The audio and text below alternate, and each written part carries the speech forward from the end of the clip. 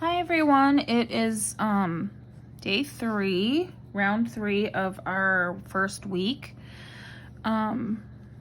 So here I haven't done anything. So this is where we ended last time. We slip stitched into the top of this first puff stitch, and then as I said, I am not a big fan of standing stitches or weaving in my ends.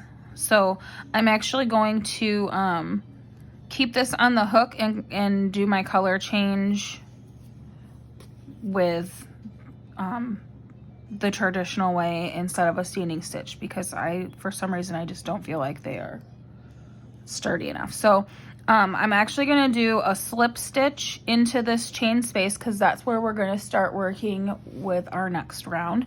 So but I'm going to color change when I do it, because so for those of you who don't have to color change to the next round, all you're going to do is a slip stitch. So you're going to put your hook in there, grab your yarn, go through that space, and then through your loop on your hook. And then you're just going to continue working. But I need to change color because we were at 16 degrees yesterday. So I'm going to put my hook in like I normally would, but I need to change color. So I'm going to put this color behind. I'm going to hold it down, and then I'm going to grab my new color and put it behind there too. And then I'm going to yarn over and pull through and finish my slip stitch that way. And then I am going to go ahead and tie a knot, because you know that I am paranoid things are going to come undone, and I always need a knot for everything.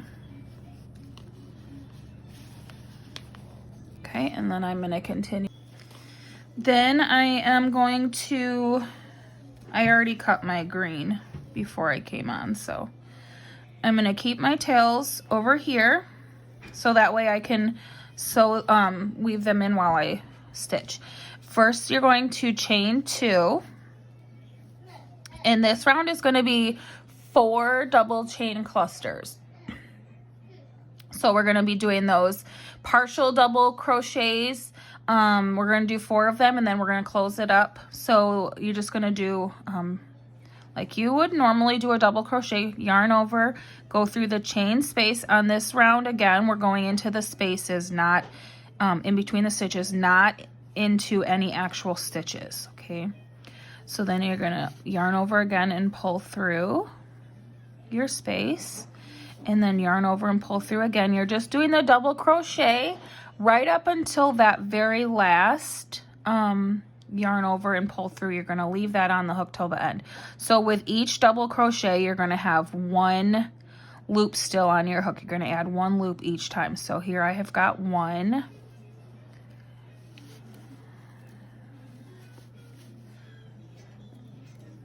There's 2, you can see. Now, before I did this, I looked at several patterns for sunburst granny squares. They're all different, and a lot of them said to still do 4 double crochets here, but to me this already looks like a double crochet, and if I do 4 here, I think it's gonna look bigger than the other ones. So I'm only gonna do 3. I'm gonna count this as 1. You can count this as 1, or you can do 4. It's totally up to you. So I'm gonna do my 3rd one, and like I said, I'm always holding my tails on top here so that I can crochet them in.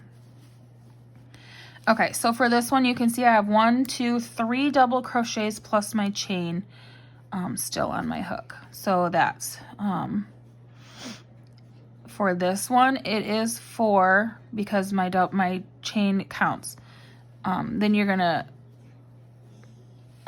chain, pull yarn over and pull through all your hooks, and then we're gonna chain 2 to close that up, and then to have a space between.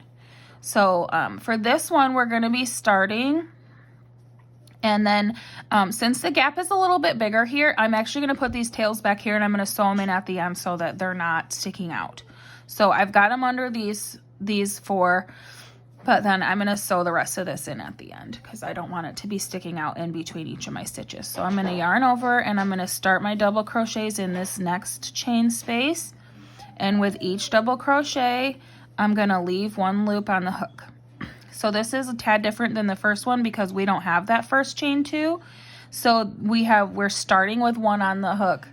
Then we're going to add one with each double crochet. And this is going to be the same all the way around. So I'm going to have my 4 loops for each double crochet, plus I'm going to have this one. So each time I finish my double crochet cluster the rest of the way around, I'm going to have 5 loops on my hook. Okay, so you can see I've got 1, 2, 3, and 4. Now you can count 1, 2, 3, 4 double crochets. I've got my first loop on there, so there's 5 total.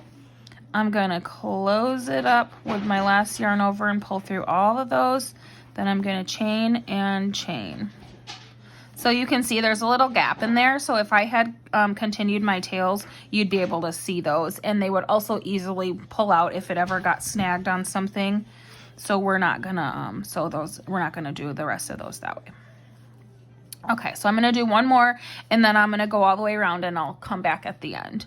So I'm gonna yarn over. I'm gonna go through in between. Remember, we're going in between the stitches every time. And I'm gonna go all the way my double crochet except for that last yarn over. So I've got my first loop, I've got my first double crochet. I'm gonna do that 4 times. 3 and 4. 1, 2, 3, 4. 4 loops plus my first one is 5. I'm going to yarn over and go through all 5 and chain 2. And I'm going to do this all the way around for my 4 double chain clusters or double crochet clusters, sorry. And then I'll come back at the end and so you can see what it looks like and to help you close up. Okay, excuse my blazing sleeves. My children got me this neon sweatshirt for Christmas. God bless them. It's bright though. Okay, so I have all but one done. So I'm gonna go ahead and do the last one just to reiterate, okay? Go between my last 2 stitches, yarn over, go through the space in between the stitches, yarn over, pull through, and again, keep that last loop on my hook. And I'm gonna do that 4 times.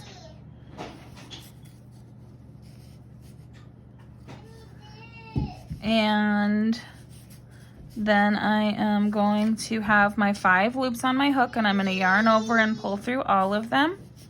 Chain 2, and then I'm going to go into that very first chain 1 that closed up my first stitch there, and I'm going to slip stitch, which is just a yarn over and pull through all loops on your hook, and that's to close that up. And then I will show you how to continue on for round 4 shortly.